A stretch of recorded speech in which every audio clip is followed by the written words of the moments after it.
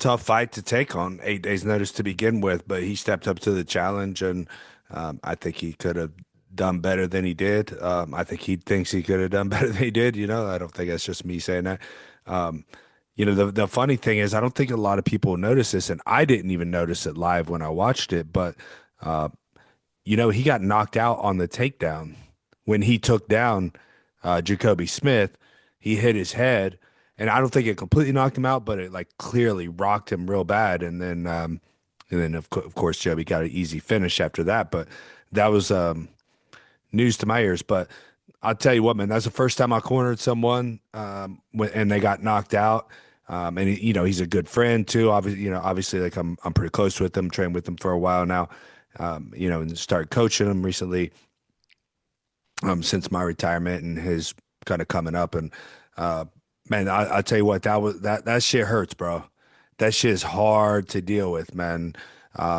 Looking in the cage and watching him stumble over himself, and they sent me in because they needed some because he's trying to grab the refs and the doctor, and they sent me in to try to calm him down and had to look in his eyes and tell you, bro, you lost. No, Jacoby Jacoby did Smith, the but right thing, and who yeah, knows what would have happened after, right? Like that's and a win's a win, and he did the right things. He showed up, he fought, and he won. So yeah, not taking anything away from him either. The only thing I will take away from him was he didn't have to land those extra couple shots when the referee kind of tried to pull him off, and I didn't actually notice that live, because I'm kind of just putting my head down, like just knowing what's about to happen, not really focusing on that. And I thought that was a little bit dirty, but other than that, yeah, I'm with you. Wouldn't take anything away from him. I do put a little bit of that back on the referee because like it was a very weak stoppage. I'll put blame on both of them. Kerry Hadley should have stopped it sooner, and Jacoby Smith should have had the awareness to stop. Yeah, It was both their faults. It wasn't one or the other. And yeah, both of them could have been more proactive. And I mean, Jacoby knew he was knocked out. He knew he yeah. was punching a dead man.